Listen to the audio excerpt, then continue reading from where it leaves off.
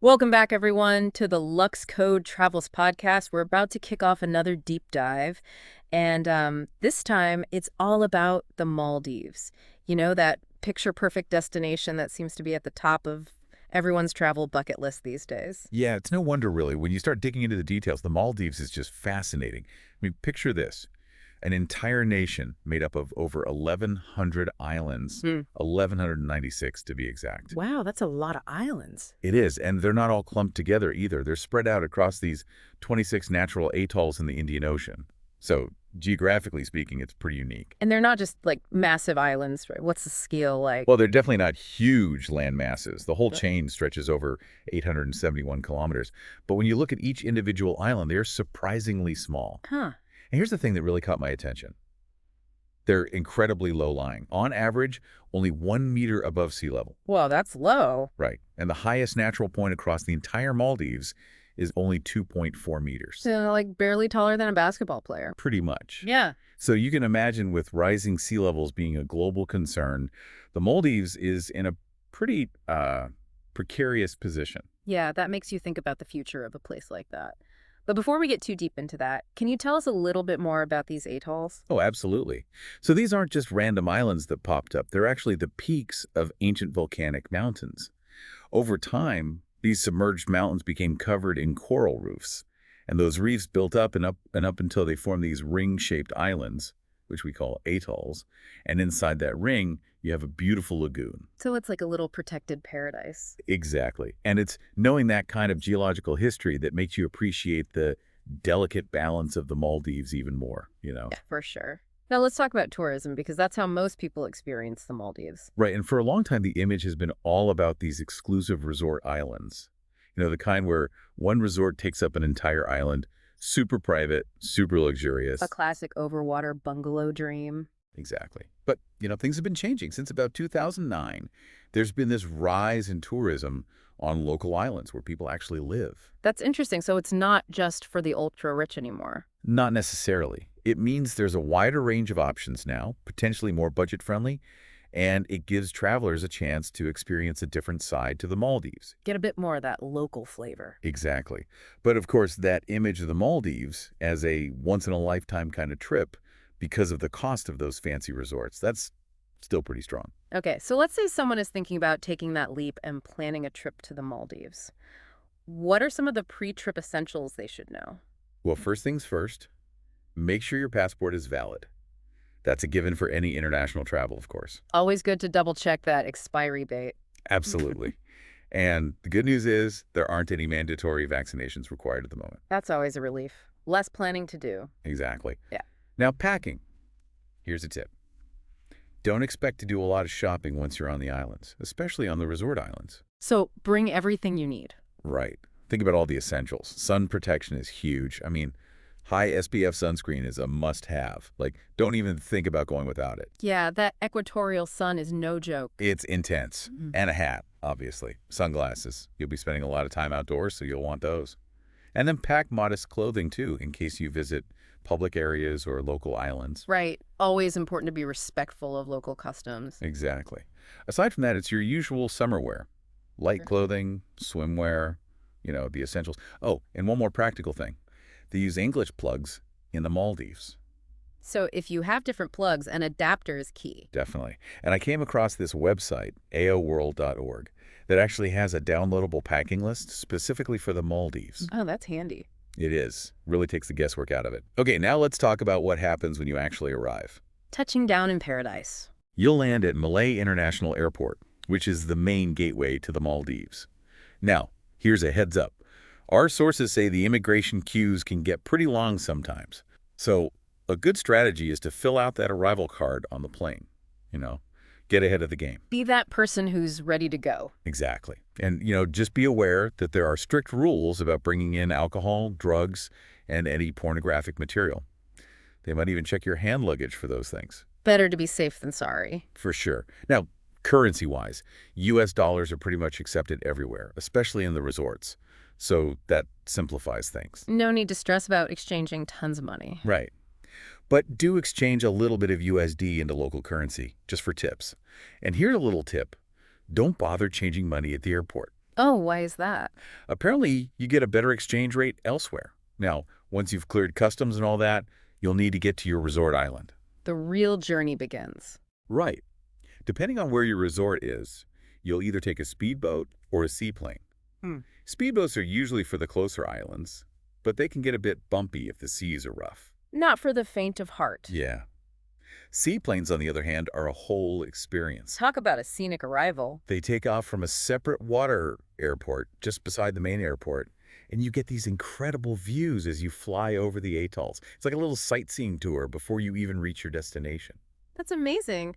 And I heard some of the fancier resorts even have their own lounges at the seaplane terminal. Oh yeah, that's the ultimate luxury, right? Just relax and enjoy the view while you wait. Definitely. But there's one important thing to remember about seaplanes. They only operate during daylight hours. That's right. They generally don't fly past 5 p.m., and obviously not in bad weather either. So if your international flight arrives late, you might need to stay overnight in Malay before you can head to your resort. Good to know. That's a key bit of planning advice. Definitely factor that in. Now, once you arrive at your resort island, and a lot of these islands are really small, like you can walk across them in 20 minutes, you'll likely find that it's almost like stepping into your own little world. A private paradise. Exactly. And what's interesting is that most of the resort staff actually live on the island too, so it's like a little self-contained community. You'll usually find an island doctor and some shops, mainly selling souvenirs and basic things. So you really don't need to leave. Not really. Now, when it comes to where you'll actually be staying, there are a few main types of accommodation. So let's break down the options. You've got your beach villas, which, as the name suggests, are right on the beach. They often come with a private stretch of sand, so you've got your own little haven. Then there are garden villas, which are usually more centrally located within the island. And then, of course, the ultimate Maldives experience, the overwater villas and suites. Ah, yes. Those iconic bungalows perched right above the lagoon. Those are the ones. They come in all sorts of configurations, some with private pools, jacuzzis, even outdoor bathrooms. Really luxurious stuff. It sounds incredible. It is. But no matter where you stay, one thing our sources emphasize again and again is the importance of sun safety. Yeah, that equatorial sun can be brutal. It really can. You can get sunburned incredibly quickly, like within 10 minutes, especially if you have fair skin. And even in the shade, you can still get a tan, particularly with the reflection off the water in those overwater villas. So SPF 50 is a must. Absolutely. Slap it on liberally and reapply regularly. And even think about the orientation of your villa. If you're facing west, you'll get that afternoon sun, which can be really intense. Good point. A lot of factors to consider. Right. Another important decision is your board basis. Bed and breakfast, half board, full board, or all-inclusive. So how much is included in your stay? Exactly. Now, from what I've read, all-inclusive only really makes financial sense if you plan on drinking a lot of alcohol and using the minibar a lot, because those things can be pretty pricey in the Maldives. Interesting. It's not always the best value. Right. The good news is you usually get free drinking water in your room, no matter what board basis you choose. At least you're covered there. And if you fancy trying any of the a la carte restaurants, just check the prices beforehand so you don't get any surprises. Always a good idea. But speaking of food, the quality sounds amazing. It does, doesn't it? Yeah. You've got these buffet restaurants with tons of variety, often with themed evenings. And then the a la carte restaurants offer a more intimate dining experience. And apparently, the quality is consistently top-notch. I mean, who wouldn't want fresh seafood in paradise? Exactly. Some resorts even have their own food production facilities, like hydroponic gardens, to guarantee fresh ingredients. Oh, wow. That farm-to-table concept right on the island. Pretty cool, right? Yeah. So beyond just relaxing and soaking up the sun, what can you actually do in the Maldives? Let's get into the activities. Well, obviously the beaches are incredible, perfect for swimming, soft sand. But here's a tip.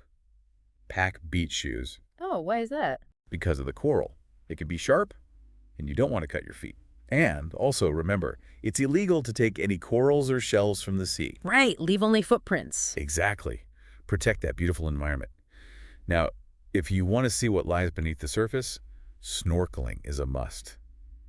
The underwater world in the Maldives is incredible. I bet it's breathtaking. It is. And if you can, bring your own mask, snorkel, and fins. Renting them can get expensive. That's a good tip. Yeah, those little costs can add up. And while you're down there, admire the coral and fish, but don't touch anything, Both for your safety and the marine life safety. right? You might come across reef sharks, but don't worry, they're generally harmless. Oh, wow. That's a little unnerving. Yeah, but they're just curious. And if you plan on spending a long time in the water, a UV protection suit is a great idea. It'll help prevent sunburn. Smart thinking. And of course, diving is a huge draw on the Maldives. Most resort islands have dive centers that offer boat trips to various dive sites. So you can explore even further. Exactly. And if you're a beginner, you can do an accompanied dive where an instructor takes you down. You can even get your diving certification there, although it can be quite expensive. So there's something for everyone, from beginners to experienced divers. Exactly. Now, if you're more of a surface dweller, there are usually loads of water sports on offer too, like jet skis, kayaks, windsurfing, stand-up paddleboarding. It's a water lover's paradise. It is. But it's always good to check what's available at your specific resort because it can vary. Now, back on land, you'll usually find gyms, tennis courts, volleyball courts, jogging paths. So you can stay active. Right. And lots of resorts offer yoga classes and other fitness programs. And if you want to pamper yourself, the spa experiences in the Maldives are supposed to be incredible. Oh, I bet. And talk about a relaxing vacation. You've got all sorts of treatments, massages, facials, special therapies for sunburn. And highly trained staff, I imagine. Yeah, they're known for their expertise. It's best to book treatments in advance, though, especially if you have something specific in mind. Good to know. Now, in the evenings, the resorts put on all sorts of entertainment. You might have fish feeding sessions, happy hour deals, quizzes, DJs, live music, traditional Maldivian dance. Sounds like there's always something going on. There is. And for couples looking for a romantic getaway, there are tons of options. Private dinners on the beach, couples photo shoots. You can even go on a champagne cruise. Wow, that's pretty special. It is. But it's worth noting that these romantic experiences can be pretty expensive. Yeah, those add-ons can add up. Definitely. Now, if you want to experience a different side to the Maldives, away from the resorts, you can take a day trip to a local island. That sounds interesting. Get a glimpse of the local culture. Yeah. For example, there's Bandidu, Right. which has about 950 inhabitants. That's a pretty small community. It is. Uh-huh. And their main income comes from fishing and working in the tourism sector. So they're really connected to the ocean. Exactly. And what's really interesting is that fishing can actually be a pretty lucrative job there. Some fishermen can earn up to $500 a week. Wow, that's more than I expected. Right. And what really stood out to me was that crime is exceptionally low on these local islands. That sounds really peaceful. It does. And the people are known for being incredibly friendly and welcoming. You can see how they live, their crafts, their traditional cooking. A lot of the houses are built using coral lime, which is fascinating. It's like stepping back in time. Yeah, in a way. Now, if you're feeling adventurous, you can also visit Malé, the capital city. It's pretty easy to get to from the airport island. There's a public ferry that only takes about 15 minutes and is reasonably priced. Or you can take the bridge. So there are options. Right. But be prepared. Malé is a busy, bustling city. It's densely populated, over 200,000 people, crammed into 5.7 square kilometers. So it can feel a bit crowded, and there are definitely some strong smells in certain areas, especially around the markets. A bit of a sensory overload, maybe? It can be. Traffic is also pretty crazy. Lots of motorbikes and scooters zipping around, so it's not really recommended to drive yourself. Best to walk or take a taxi. Exactly. And remember to dress modestly when you're in public in Malé. Shoulders and knees covered. Always important to be respectful. For sure. And just a heads up, as a tourist, you'll probably stand out, and people might try to steer you toward shops or restaurants that cater specifically to tourists. You know, the kind that might charge inflated prices. The classic tourist traps. Exactly. Just politely de-line and explore on your own. You'll have a much more authentic experience. Sounds like good advice. Now, the official currency in Malé is the Maldivian rupiah, but U.S. dollars are widely accepted too. So you're covered either way. Yeah. But if you need local currency, it's best to withdraw it from an ATM. You'll usually get a better exchange rate than at the currency exchange booths. That's a good tip. So what can you see and do in Malé? Well, first off, there's the Grand Friday Mosque, which is a major landmark and a very important religious site. It sounds beautiful. It is. It's huge, with a capacity of 5,000 people. You can visit outside of prayer times, but women need to make sure their ankles, shoulders, and head are covered. Got it. If you're looking for a bit of peace and quiet, Sultan Park is a great option. It's this beautiful green space right in the heart of the city. There's a small entrance fee for tourists over 18, but it's well worth it. It's got shady benches, a play area for kids. Sounds like a nice escape from the hustle and bustle. It is. Just remember to bring mosquito repellent. They can be a bit pesky there. Good tip. Now, if you want to experience the local life, head to the markets. The fruit market is fantastic, so much fresh produce, and you can try your hand at haggling for the best prices. Oh, I love a good haggle. Yeah, it's part of the fun. The fish market is nearby, too. It's quite an experience to see all the fresh catches, but it can be a bit smelly, so be warned. Maybe not for everyone. Definitely not. Republic Square is a nice open space right in the center of town. It's near the presidential jetty, and there are always lots of pigeons there. Sounds lively. Yeah. If you're interested in history, you can check out the National Museum. It's got exhibits about Maldivian history and culture, but I've heard the exhibits are a bit average, and it's pretty expensive to get in. Maybe not the top priority. Probably not. You can also see the presidential palace, called Mulliage, from the outside. It's a beautiful colonial-style building with lovely gardens. Sounds worth a look. Definitely.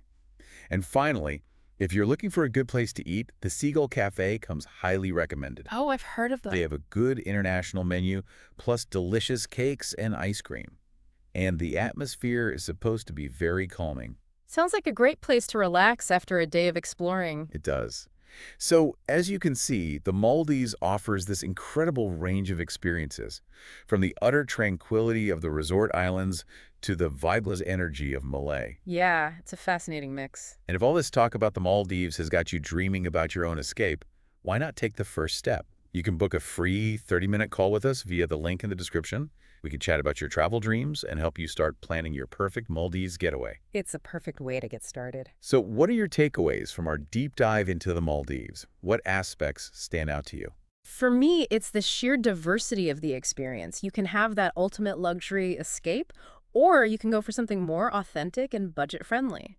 And that environmental aspect is really thought-provoking. Knowing that this paradise is so vulnerable to climate change, it makes you want to see it sooner rather than later. I agree. And it's a reminder to travel responsibly and appreciate the delicate beauty of this place. Well said. So, to all our listeners, what are you most curious about? What would you want to explore further in the Maldives? We'd love to hear your thoughts. Thank you for joining us for this deep dive into the Maldives on the Luxe Code Travels podcast. And remember, if you're ready to start planning your own Maldivian adventure, book a free 30-minute call with us. We're here to help you make it unforgettable. Thank you for listening to the Luxe Code Travels podcast.